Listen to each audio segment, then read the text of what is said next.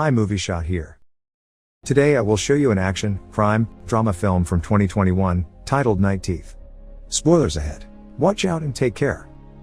The average person doesn't know it, but vampires have been coexisting with humans since the dawn of time.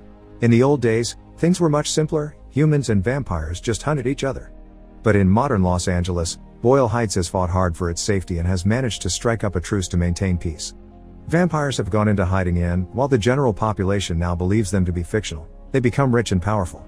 There's a human group that will protect them as long as they stick to the 3 rules: don't let anyone know they exist, don't feed on the unwilling, and never ever enter Boyle Heights without permission. One evening, Maria is doing her laundry at the laundromat when she's suddenly startled by her boyfriend Jay, who has come to pick her up to spend time together. As they leave together in his car, a mysterious vehicle starts following them. Jay recognizes it and worries because they are not supposed to be here. He stops the car at the red light and takes out a gun from the glove compartment as the other car stops next to him, revealing the driver to be a vampire called Victor. After the two men stare at each other for some seconds, Jay accelerates as soon as the traffic light turns green and parks by an abandoned building before telling Maria that he needs to warn his guys and that she should leave with the car. Jay kisses Maria, then enters the building, where he finds many members of his crew dead and hanging from the ceiling. He must quickly come back out when he hears the sound of someone breaking his car window, only to find that the car door has been ripped off and Maria has been taken.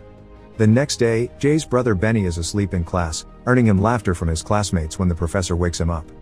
After class, he finishes some papers he sells for money, then buys a piece of equipment for his mixer, since he wants to make it as a musician. When he makes it home, he says hi to his grandmother before going to his room to work on his music, only to be interrupted by a raising voice coming from another room. Benny goes to check and finds Jay arguing with someone on the phone about reliability and Maria, but he hangs up right before he sees his brother, who asks him to hang out tonight. Jay turns him down because he'll be busy, so when he mentions this means nobody will be covering his car for the night, Benny jumps on the opportunity since he needs the money, but Jay refuses to give him the job because he's a bad driver. After he accidentally snaps at him for asking too many questions about a mysterious knife he's taking out of a box and his plans for the day, Jay takes pity on him and allows him to cover his chauffeur job this one time. There are many rules he must follow. He must wear a suit, not scratch the car, not play the music too loud, and pretend to be Jay since that's what the license and registration say. He also shows Benny how to start the car by just pressing a button on the keychain. Benny goes to Beverly Hills to pick up 2 women, Blair and Zoe, who give him 5 addresses and tell him they need to hit every single one of those parties tonight and arrive at the last location by morning. That's not negotiable. On the way to the first party, the women make Benny play games with uncomfortable questions, like sleep with, marry or kill, so he does his best to awkwardly answer them without looking unprofessional. When they make it to their first destination, Benny notices how they enter the building after getting a special button scanned. Meanwhile, Jay is talking to a friend about feeling guilty over breaking peace after 3 generations. His friend points out it's Victor's fault for breaking the rules. This is him starting a war with Boyle Heights. The two of them get their weapons ready as the rest of their group arrive, deciding they'll find Victor and kill him before morning comes. At the party, Benny has fallen asleep inside the car and wakes up when he hears a scream. Curious, he gets out of the car and kicks something on the ground. It's one of those special buttons, which he picks up and keeps to himself. There's a van watching him from the distance, crossbow at the ready, but he doesn't have time to notice it. The girls are coming out and want to leave. Benny takes them to the second party and this time, he waits for them at the parking lot while doing some reading for college. He's suddenly distracted by Zoe's phone ringing. He wants to ignore it, but it's impossible to do so when he sees a message from Victor asking about Jay and saying he can't wait to see the look on his face. Worried, Benny tries to call his brother, but he only gets the answering machine. He decides to investigate further by grabbing Zoe's bag and looking inside, where he finds a huge amount of money bills with blood on them. This causes him to get scared, especially when a police car parks nearby, so he sneaks out of the parking lot while avoiding the cop and enters the hotel. The hotel receptionist is skeptical when she sees him and tries to call security as she explains it's a members-only establishment, but she changes her mind when she sees he's holding the special button.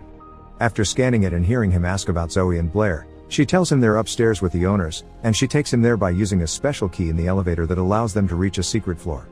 Benny walks into the room at the end of the hallway and finds Zoe and Blair sucking the blood out of 2 men who are currently tied to special rotating tables.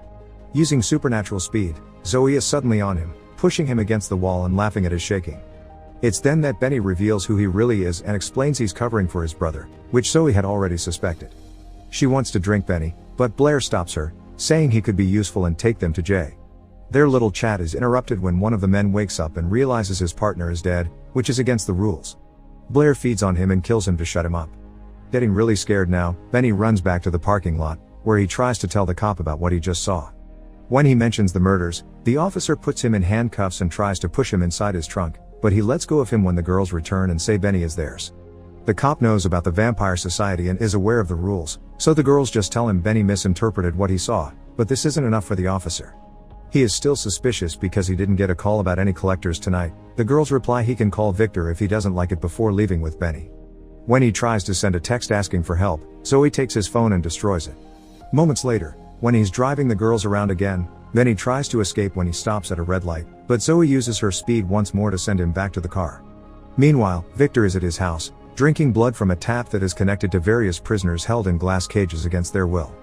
After taking a selfie with them, Victor leaves in his car and goes to his boss's home, where he meets with vampires Eva and Grace, who scold him and call him reckless for violating the truce. They also say they must now kill him for it. Victor confesses he is tired of being a middleman and feeling like he has no freedom because of the truce, which is why he sends his girls to kill all the vampire bosses. Everything belongs to him now, and Eva and Grace are merely next on his list of victims. Back in the car, Blair explains to Benny what's going on. Zoe is Victor's girlfriend. She and Blair manage money at the different business and blood clubs. Since Victor is sick of not having any real power, they're now making their move. There are 5 bosses that control most of the major territories of LA, and they must take them out all in one night not to be caught. Jay's the leader of a crew that protects Boyle Heights and knows how to kill vampires. Victor tried to use him to kill the bosses, but since Jay turned him down, the idea was for the girls to hire him and take him to Victor at the end of the night, but they got Benny instead. He won't tell Blair where his brother is, so she drops the question and shares a joint with him instead. In the meantime, Zoe is on the phone with Victor, who just finished killing Eva and Grace. The plan is going along nicely and they think they can make it, but Zoe has no other choice but to tell Victor they've got the wrong driver. Victor tells her that he'll take care of Jay and that she should keep Benny as insurance. Jay and his crew visit one of the bosses, Gio, because he made Victor and could know where he is. They find the mansion full of vampire bodies, and only Gio himself has been left alive. He tells Jay of Victor's plan and that his girls did this. He also mentions the next location they'll go to before trying to bite him. Jay responds with gunshots. Benny and the girls enter a convenience store, where they get some snacks and Benny admits to Zoe he's attracted to Blair. While they're dancing together, Zoe thinks the clerk is looking at them and calling someone, so she goes over and pushes him on the counter to make him confess, but it turns out he's just been talking to his mom. After Blair puts tape on his mouth, they leave the place to go to their next location, which is a very exclusive bar. When they make it there, Benny tries to ditch the girls, but they threaten him saying that if he tries anything funny, bodies will start to drop. Since the girls are so important, they go straight to the door, avoiding the queue. But when Benny is about to follow them inside, he notices his classmates are at the front of the line, and they are now asking him to get them in. He tells them he can't do that, and they start laughing at him again when they realize he's working as some kind of servant, but Blair saves him from the embarrassment by kissing him and telling them to go search for someone else to leech onto. She orders the security guard to send the classmates back to the end of the line, which he does despite their protests. Unknown to them, Jay and his crew are also making their way in by paying off another guard. Inside the club, Benny and the girls enter a secret room but don't find the vampire boss there. Instead, there's a vampire hunter waiting for them with a crossbow, because now that the truce has been broken, they can go all out of them. Zoe tries to threaten him, but the guy calls for his team to enter the room. All of them are armed as well. When he gives his men the order to kill the girls, Benny hits him with a bottle of champagne, creating a distraction that gives time for the vampires to kill the entire team while he stares at the cut the bottle has left on his hand. The 3 of them leave the club and are seen by Jay, who tries to follow them to save his brother, but they're stopped by another vampire.